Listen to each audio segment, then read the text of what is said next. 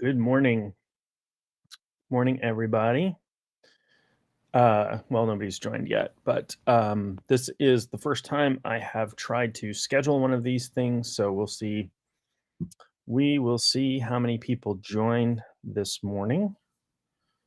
Um, if you do join, feel free to comment. It will come up on it'll come up on the screen. We'll see it. I can respond to it.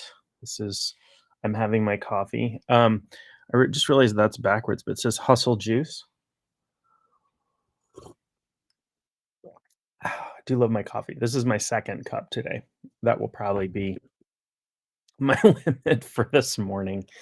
When I was younger, I could have much more coffee. Could drink coffee all day, all night long. Um, just can't really do that anymore. This body mind is going through the changes that come with aging. Um, so, what are we talking about today? Good morning. Thank you for joining in. Um, this morning, I'm talking about shamanism and mysticism and drinking coffee. And these are two of my probably my biggest passions in the spiritual realm and spiritual teaching. And so I'm going to go through a little bit about how they can work together. Um, Many people who study and practice shamanism take a very tactical approach to it, which is totally fine. There's when I talk about people taking different approaches, there's never any judgment on my part. Um, and from a mysticism perspective, there are so many flavors of mysticism. There's Christian mysticism, Jewish mysticism, um, yogic mysticism, Islamic mysticism.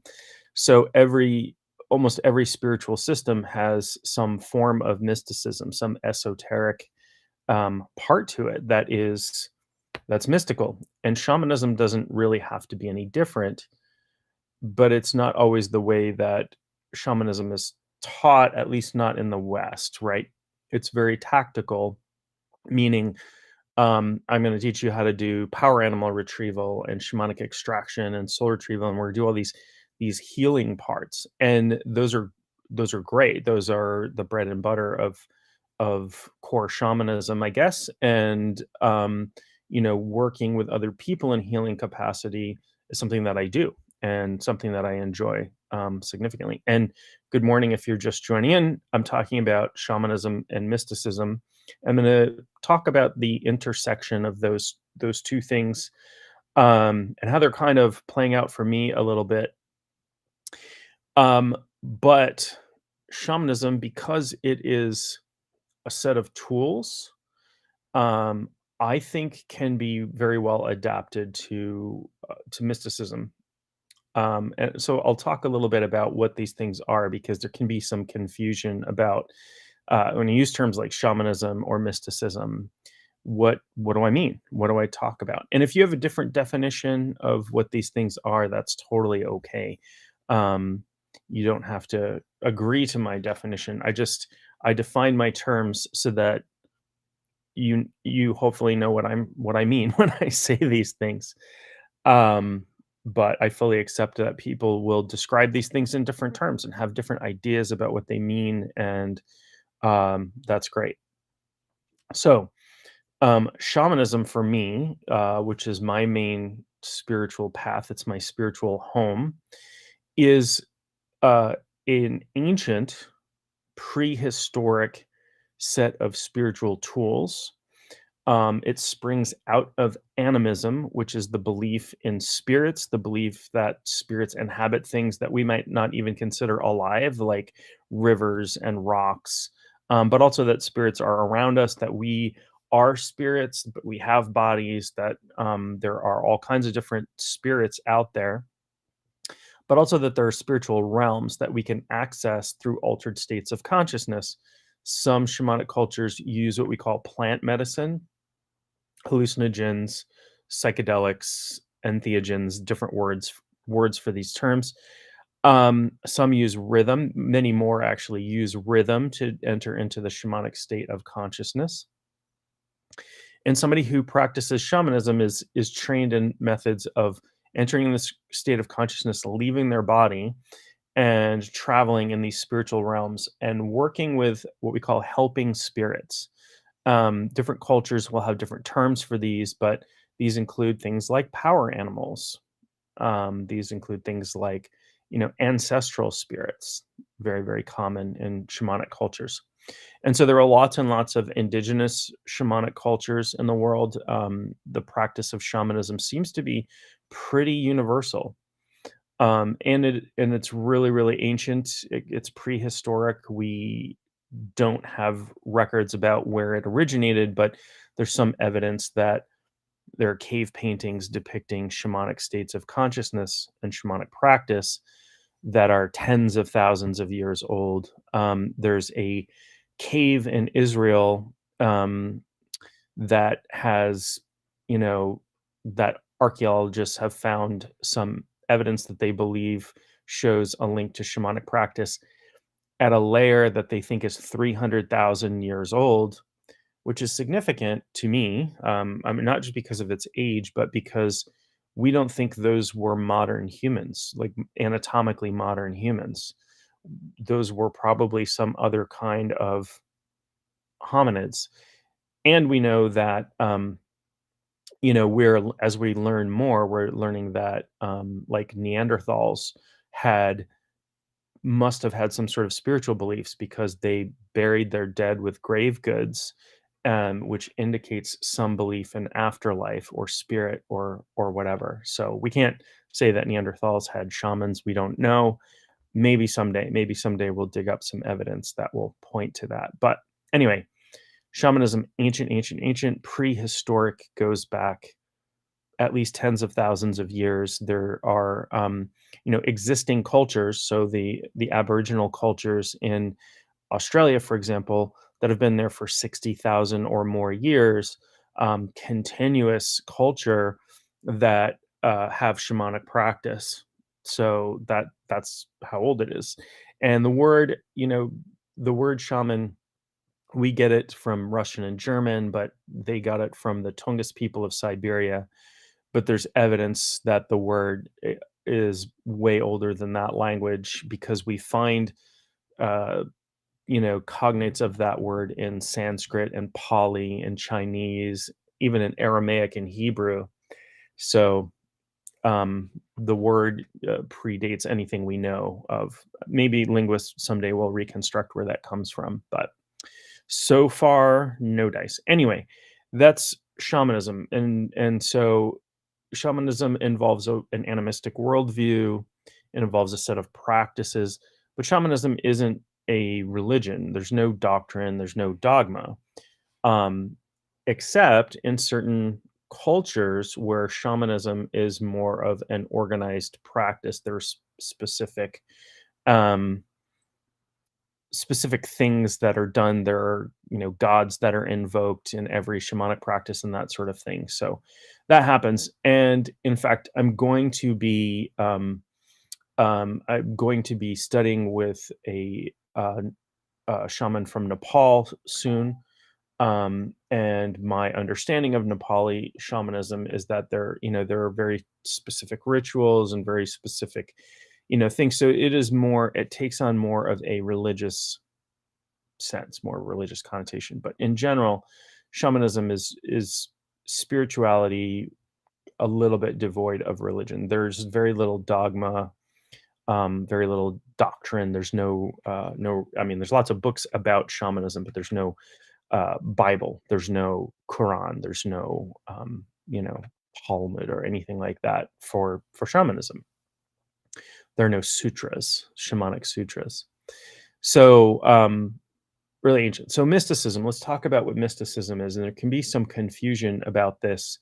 Obviously, this is where we get the word mystic from. We get the word mystery, comes from the same source. So ultimately, that word is Greek, and it comes from the Greek mysteries or mystery schools. And in the Greek mysteries in ancient Greece, And mysticism is not limited to ancient Greece, but this is just where this word comes from. There were these mysteries. The mystery of Eleusis is one of the most famous, right? And one would go to this temple in Eleusis, for example, but there were other mysteries, and be brought into the inner temple and given a hallucinogenic drink called kaikon, which was beer that was basically infected with ergot fungus, which is the basis for LSD. So these people were taking, beer laced with LSD essentially, and then having an experience of their gods and goddesses. And these were called the mysteries, and there were words for the initiated and the uninitiated, and people who'd gone through the mysteries twice, where there was a special term for them. And these mysteries existed for thousands of years. Like the mysteries of Eleusis lasted over 1,000 years, and tens of thousands of people a year would go through these things.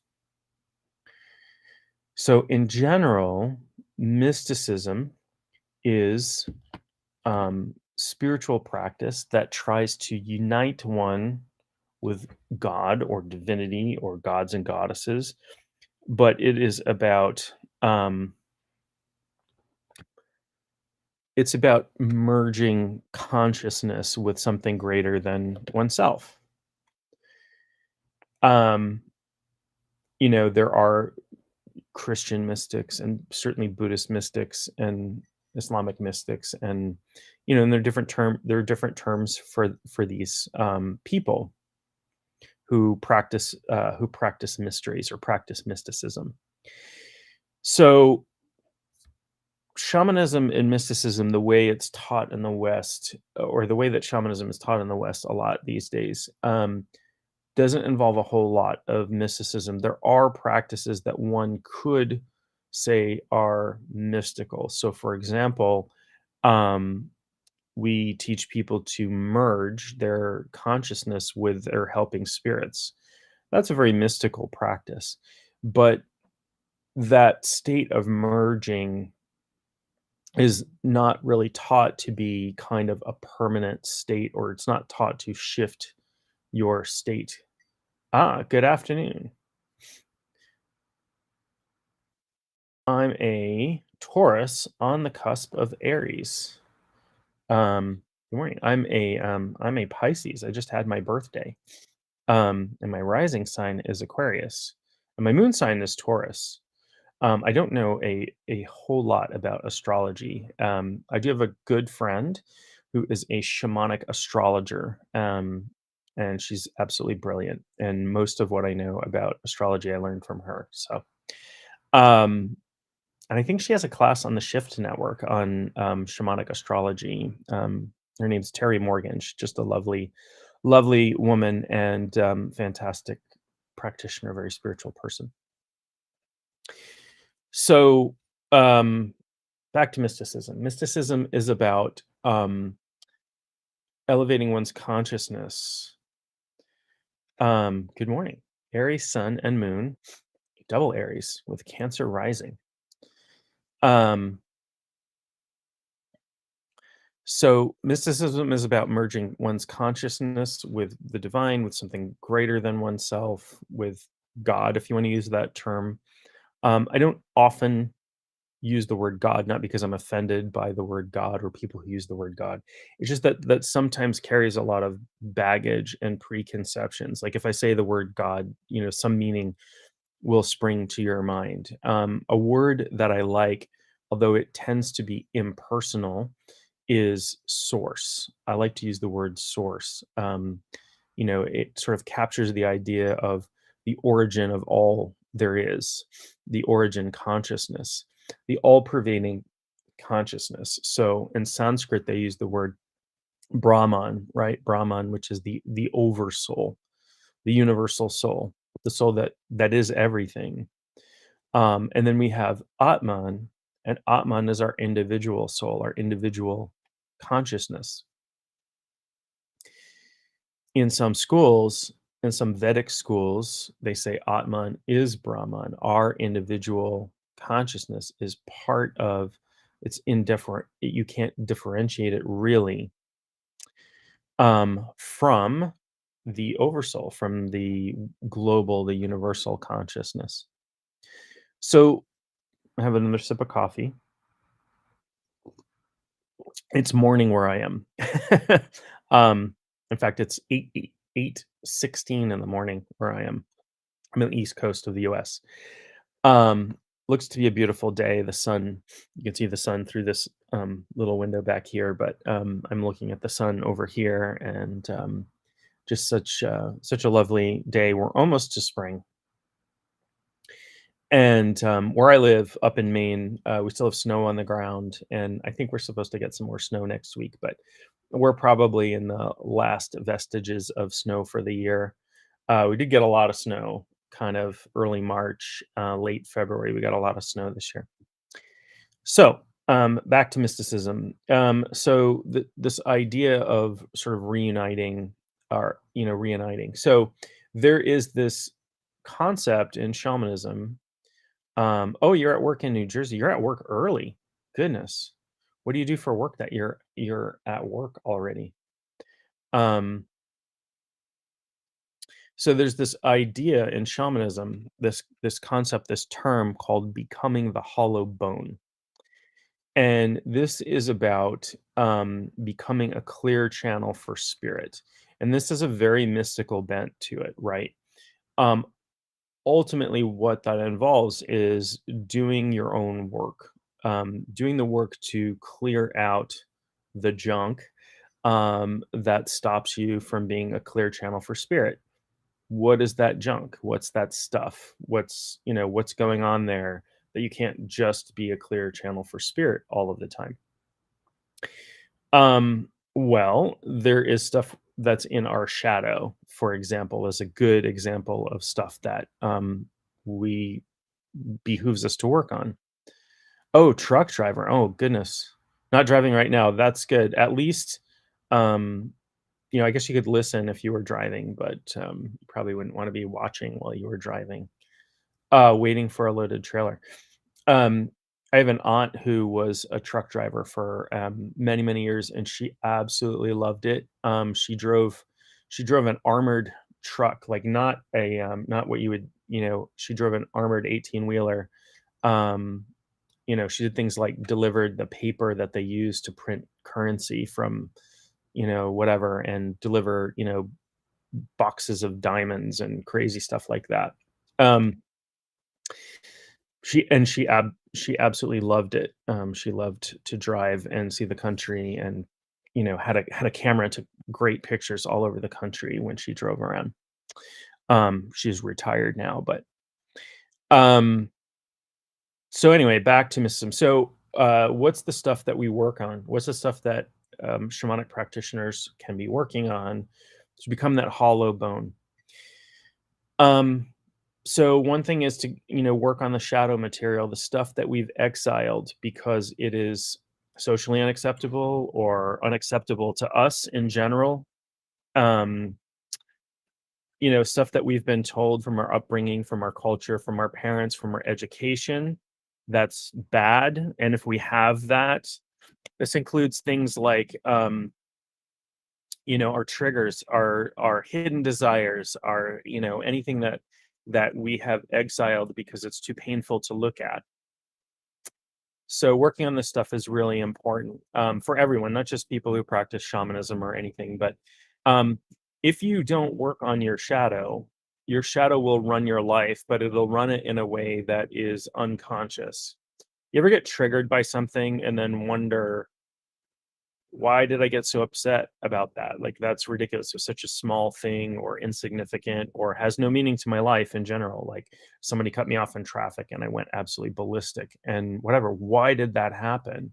If you've, I think we've all had stuff like that happen, where we get triggered and then afterwards are, what's going on there? That's stuff from our shadow acting up. And so it behooves us to work on that stuff. Another thing to work on, and I've talked about with hollow bone analogy applied to shamanism more than mysticism, or both. Um, so the hollow bone, the term hollow bone applies specifically to shamanism. However, the concept I think applies to everybody, and it applies to certainly applies to work one does in mysticism. Although um, many mystic paths don't have the sort of the cleanup work, right? So Ken Wilber talked about you've got waking up, growing up, and cleaning up in spiritual development, right? So waking up is about becoming attuned to the reality, the underlying reality, spiritual reality of the universe.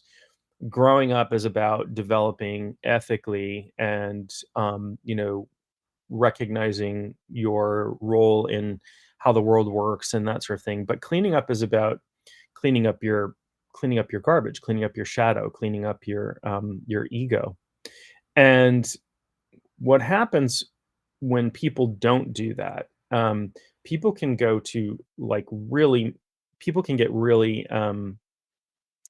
powerful spiritually. We see this all the time. We see these like yogis and gurus and all these people who um, gain these, supernatural abilities, and people flock to them. They can be very charismatic, cult leaders, things like that.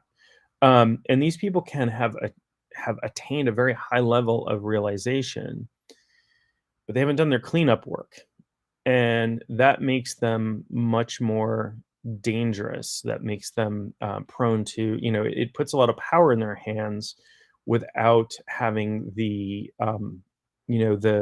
strong mental health, the strong ethical background, the strong sense of self without all of this shadow baggage hanging around. So we get abuse in that case. We have lots of stories of gurus and religious leaders and whatever sexually abusing their members, or financially abusing them, or doing horrible things.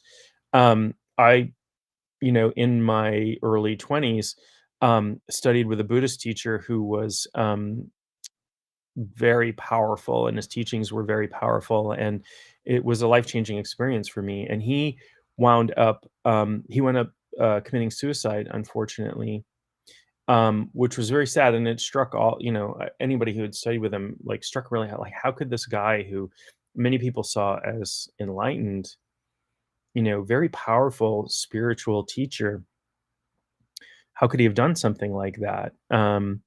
And the truth is, there was stuff that he hadn't cleaned up, and he couldn't manage it along with the spiritual power. So it's an aspect of that does apply to everyone, but the concept, the analogy of the hollow bone comes from shamanism.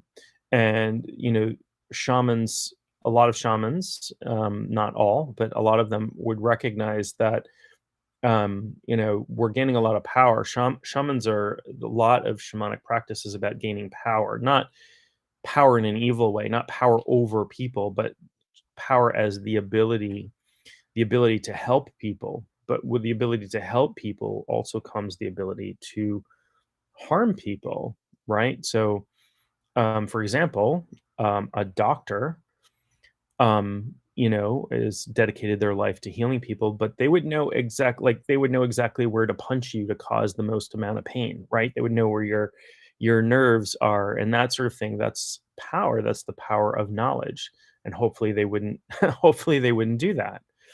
I can get a hammer as a tool, and I can use that to build a house, or I can use that to go, club my neighbor over the head for playing his music too loud. So that's power without, you know, without the balance of ethics, without the balance of cleaning up my own stuff and getting control over my own impulses. Um, that being said, one of the sources of one of the sources of suffering. So the Buddha talked about suffering as being attachment, but also aversion, right? So we have these things. We have desires. We have an ego. We have um, these shadow parts, whatever. Um, and getting in tune with oneself, getting in tune with the universe, developing spiritually is not about pushing those things away, averting and avoiding them. And it is about becoming less attached to some of those things, becoming less attached to the ego. And, a lot of spiritual teachers will talk about ego death and you need to kill your ego and all of those things. That's very it's a very extreme position to take. Um, Awakening happens at different sort of levels, and there are points in time, and there are actual studies about this where people go through a phase of non-duality, where you lose, as part of spiritual awakening, you lose a sense of self for a while, but as you continue, it actually comes back. So that's not, non-duality. A lot of spiritual systems will say this is the end state. There doesn't really appear to be an end state. Um, there are people doing research right now, but the issue is that once people hit a level of non-duality, a permanent state of non-duality, or permanent state of non-symbolic experience, which is what the academics call it, um, it becomes rarer and rarer to find those people to study. You got to go to like Tibet, or you have to go. There are people around us all the time who live in that state, who just don't advertise it. They're just not necessarily out there teaching. Um, yeah, do the shadow work. Do the shadow work. That's a really great. Yeah, trust yourself. You should trust yourself. You are so powerful. People have no I think it's I think part of what we do as a safety mechanism is we limit ourselves, right? We're so powerful and people don't even realize, which is good probably until you've done your shadow work and your cleanup. If everybody just recognized how powerful they were, which I think ultimately is a good thing. But with, as Spider-Man says, with great power comes great responsibility.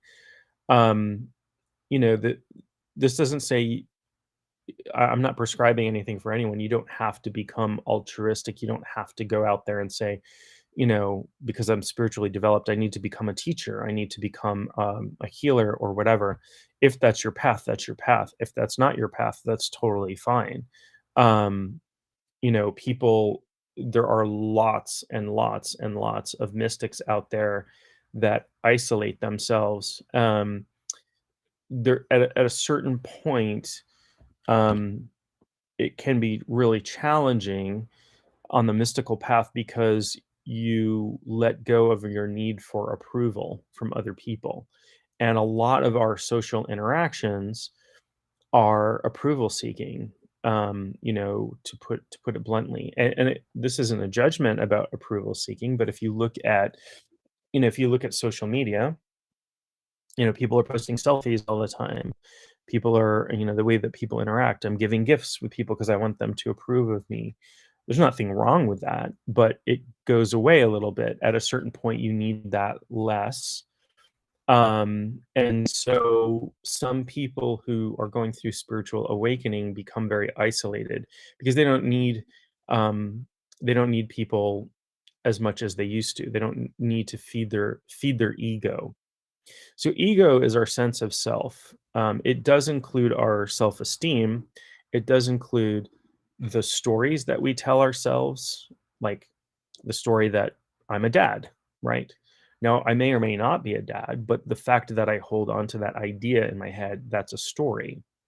And, at our core, um, I'm a spirit, as are you. And beyond that, we are one spirit, we're one soul, we're this over soul. But it's helpful for me to navigate in this body and this using this body and this mind to have an ego sometimes. The problem of ego is not in that you have one. The problem with ego is that you identify with it. You say, "This is me. This is who I am," and you attach to it, and attachment causes suffering. What happens when so if I identify as being a dad, which I do sometimes when when I'm talking to my children, when I'm being with my children, what happens if I need to do something else? What happens if I need to go do something else and I can't get out of that mode? That's what ego is. That's what's happening with ego when I'm attached to it. When I'm attached to parts of my ego, I'm this, I'm that. I'm a spiritual teacher. My name is John. Well, it's just a label. It's a label that my parents gave me when I was born. Um, and there's conflicting stories about where that label came from, but that's just a label. And it's why, it's interesting. A lot of spiritual teachers will choose a spiritual name. You'll see a lot of people in, tantra, yoga, whatever, might choose a Sanskrit name. There's a couple of reasons for this. Sometimes that is ego, like I want to seem exotic or special because I've chosen a different name. And sometimes it's people are giving up consciously, they're giving up a label that they're identified with as a tool for spiritual advancement, right? When I'm doing my spiritual work, call me this. Um, this is how I'll identify. Not all spiritual teachers do that. I'm very fond of Lester Levinson. Pretty sure that was his real name.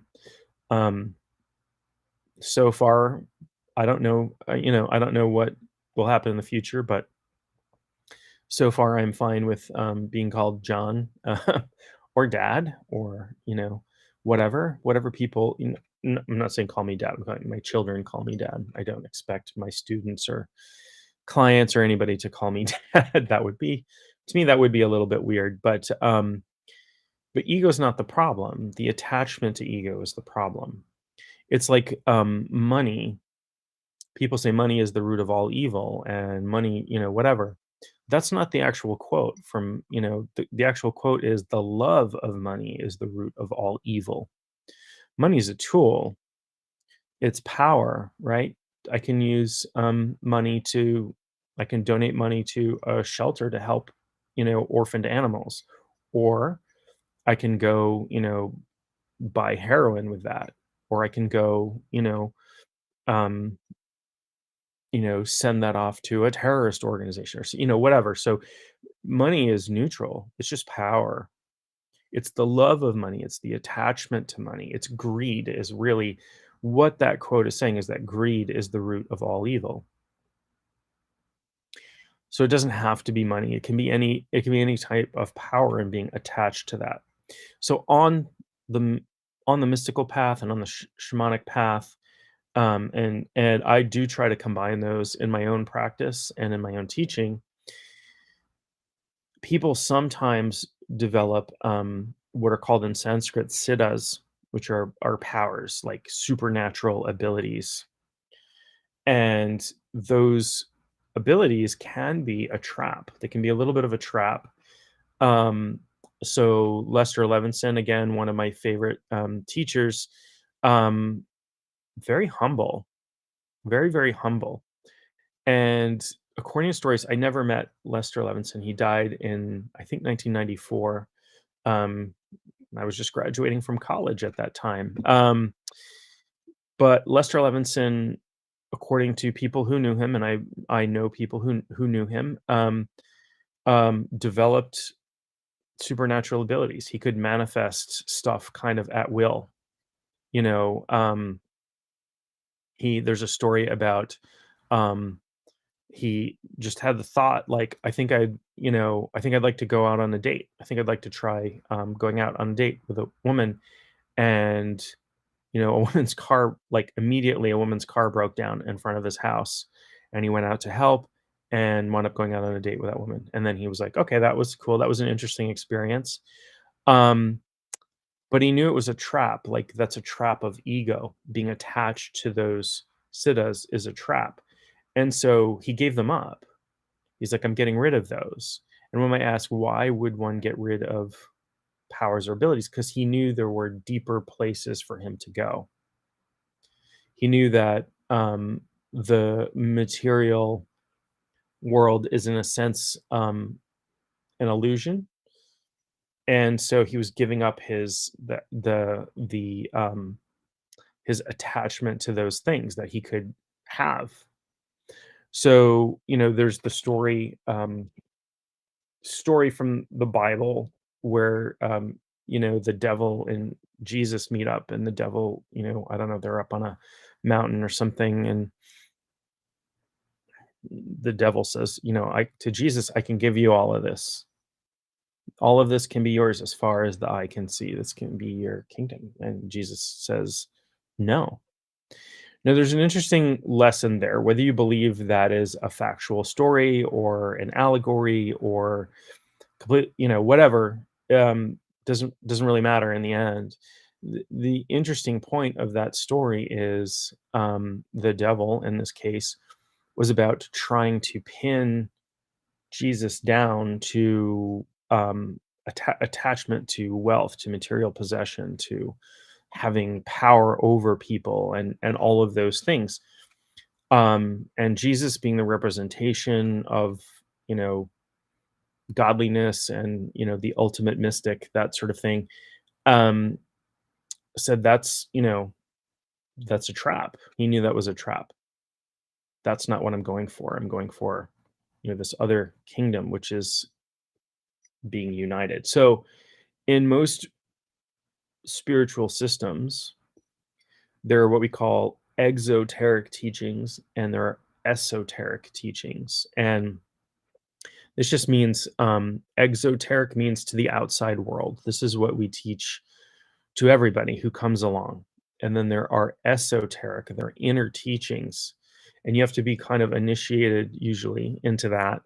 And it's not for the common folk.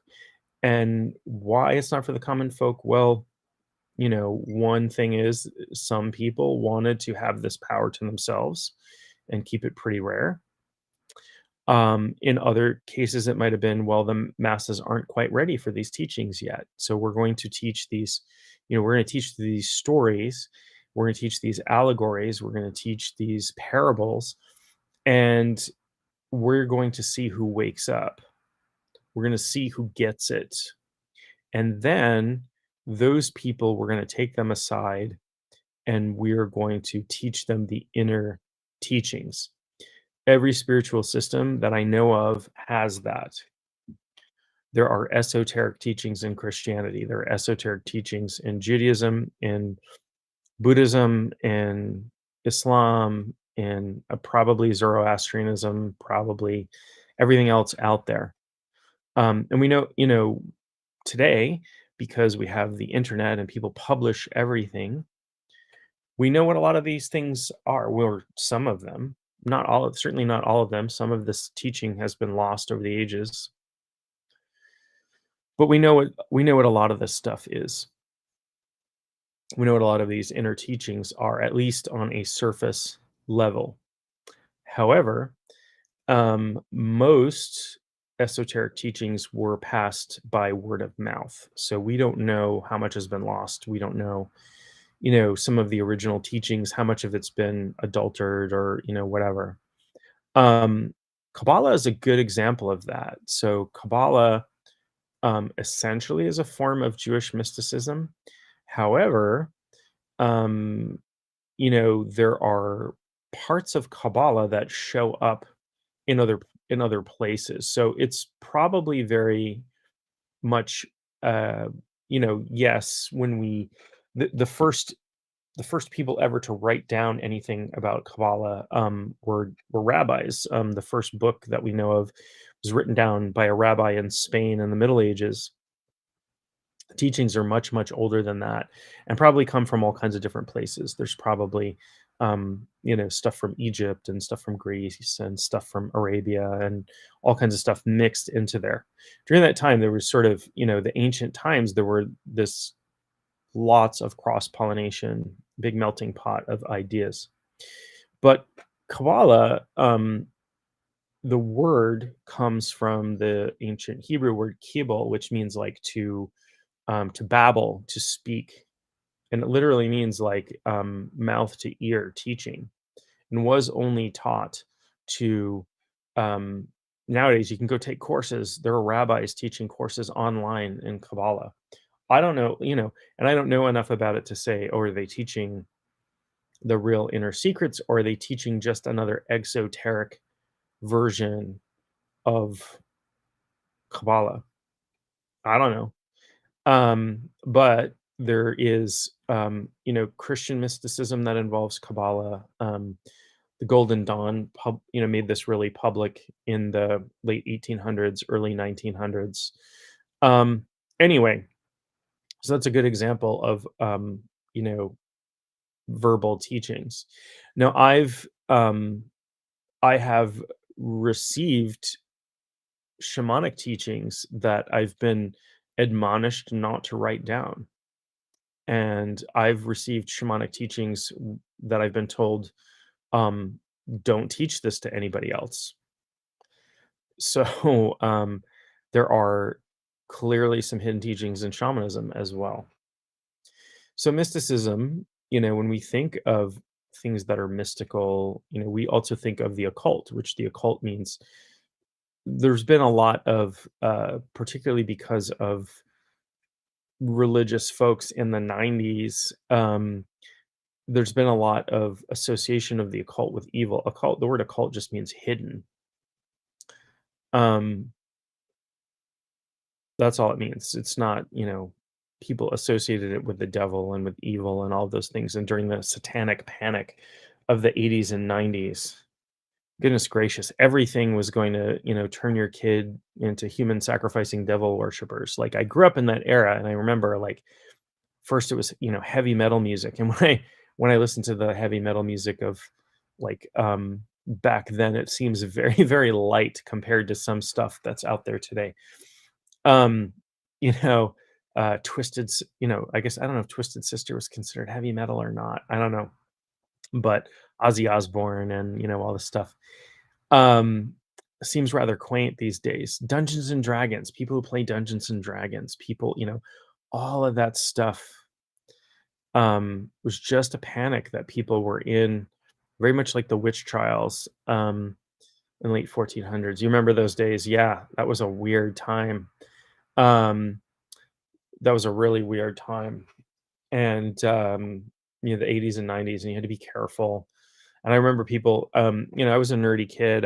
When I was 11 and 12 and maybe 13, I played some Dungeons and Dragons, and um, people were telling me, "Don't play that game. You're gonna get possessed. You're gonna wind up committing suicide." I'm like, millions of kids are playing this game. Like, relax. It's a game. It's good for your brain. Um, I don't know, but so anything that was that had the word occult next to it, was characterized as demonic or devilish. But the word occult just means hidden. And there are occult teachings in every spiritual system. Um, hidden teachings, esoteric, like you can say esoteric, I guess.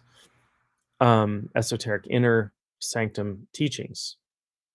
So in the original, like in talking about the original temple, the Temple of Solomon, um, there was a sanctum sanctorum. That's a Latin word, but there was an inner sanctum. There was a place where they kept the Ark of the Covenant, and there was only one priest who was allowed in there every year, and I think it was once a year. Maybe it was a couple times a year. I don't know.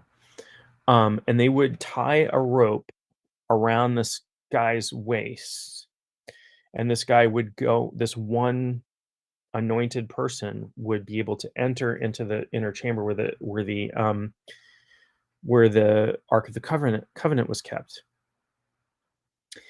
The reason they tied a rope around this person was sometimes this person died when they went in there. Sometimes they exploded.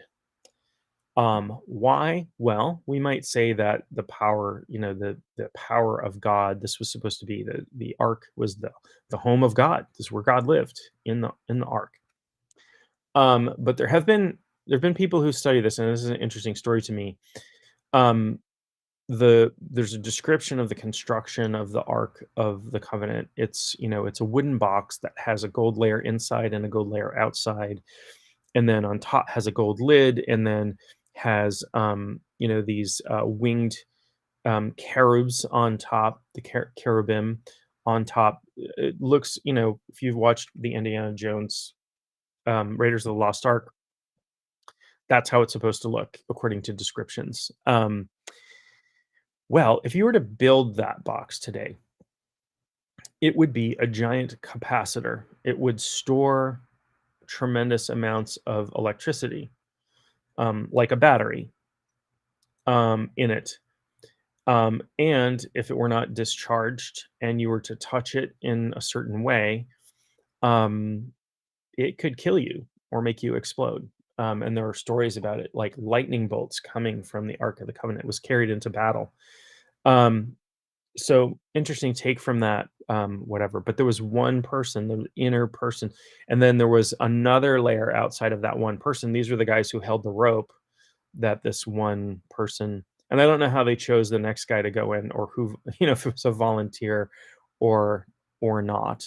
Um, there is a story that the Ark of the Covenant was, um, as the Romans were sacking Jerusalem, was carried off to Ethiopia, and that it exists inside currently, like today, inside this temple in Ethiopia, and that temple exists. And it is you can't go in there, and there is only one person who is ever allowed to go inside that. So sort of like the original Sanctum Sanctorum in the Temple of Solomon. There's only one person who's ever allowed to go in there. One, I don't know if he's, I don't, I don't know if he's considered Jewish or if it's some other kind of religion that has supposedly this Ark of the Covenant. But that's the story. Tough to know, but these inner teachings, they're these inner elite, these anointed ones, these whatever, these were the mystics who were, hopefully he didn't get chosen to be the one guy who went in and risked his life once a year, in the inner sanctum of the temple. Um, so let's talk a little bit about combining the practice of shamanism and mysticism. Believe they're Christian in Ethiopia. I think that might be true as well.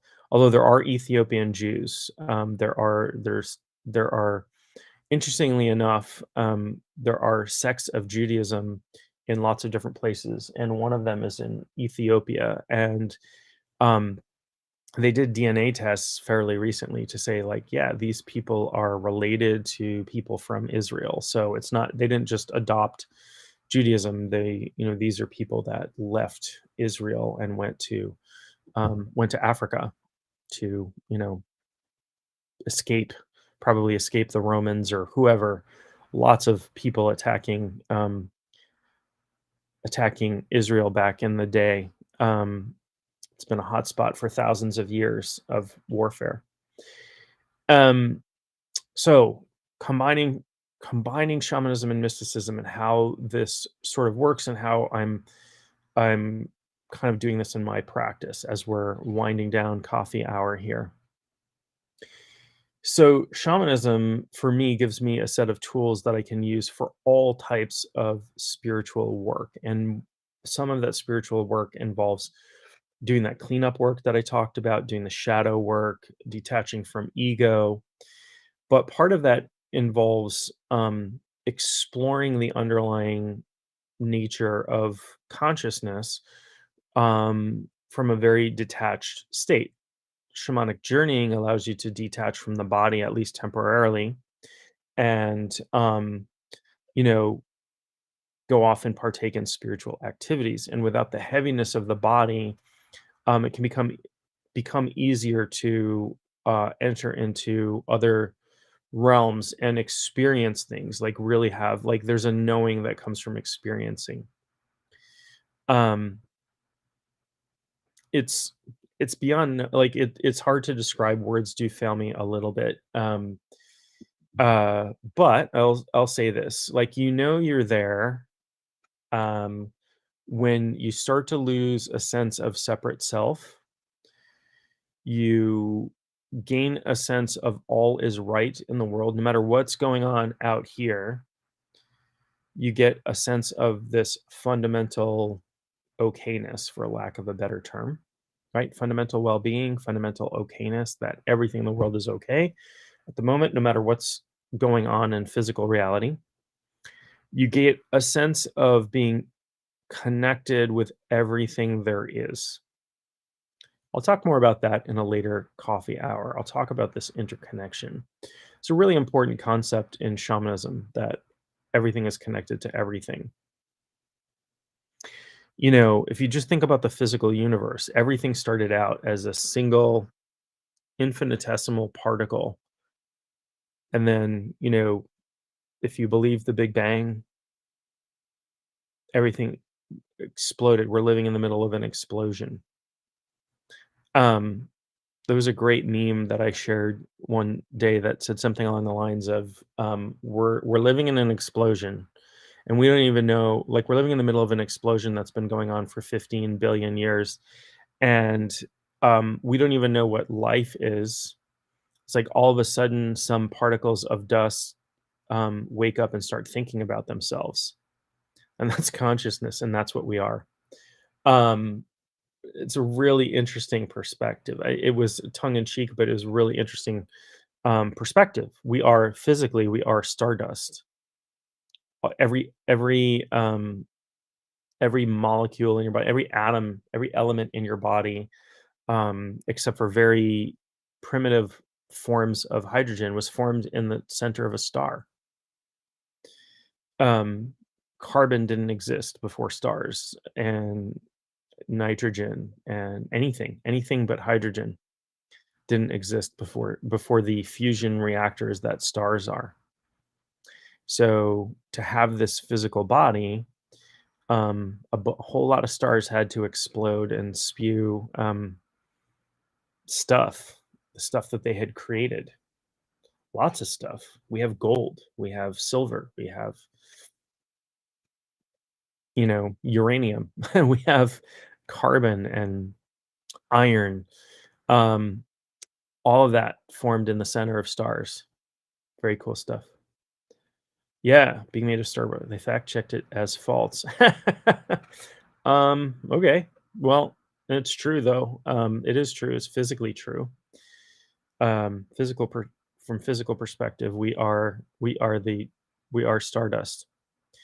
Consciousness though, um, consciousness is formless. And so what we know about the universe, about the physical universe, is that time and space are really interconnected with mass. If you don't have mass and consciousness doesn't have mass, you can't weigh it. You can't hold the consciousness in your hand. You can't punch consciousness in the face. You can't see consciousness. Consciousness is just a field in which experience arises. So consciousness really is outside, like yes, time and space exist in our consciousness. It's an experience that arises in our consciousness, but consciousness itself is, and I realize that like this is going down the rabbit hole right at the end of coffee hour. But consciousness itself has no time or space to it. It is outside of time and space. Um, Consciousness itself, the quality, the field, field is a really rough word to describe what consciousness is. The field in which experience arises, awareness, right? And so we're an individuated part of universal awareness. If you were experiencing me talking to you as an individual, um, that's one thing. At a certain level of awakening, you experience a sense of non-duality. in which you and I are the same thing. We're the same experience arising at the same time.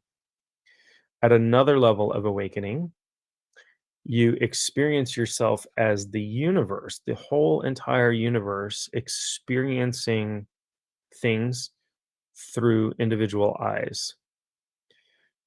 Very hard to describe that, what that experience is like, other than that. And I'm told that there are experiences, there are layers of consciousness that are beyond even that. I I can't imagine. I would imagine that they kind of defy description to an extent. Um, anyway, thank you for everybody for joining me today. I really appreciate it. I love you all. I do, and I say that not in a smarmy or weird way. Hopefully, not too weird. I realize, it's a little bit weird. I'm a little bit weird. I have no problem with that. Things I talk about are a little bit weird. I have no problem with that. But thank you very much for joining. I do love you all, and that means I hold and I accept you because we're all the same. That's the lesson. If you read the teachings, if you read underneath all of the stuff, the people who were mystically awakened, if you read the real teachings underneath the thou shalt nots and don't eat shellfish and all of that stuff, it's about universal love, which is about the recognition that we're all one, right? And being loving towards yourself, being loving towards others is really loving yourself, and loving yourself is being loving towards others. I thank the universe for a slow day of work. Yeah.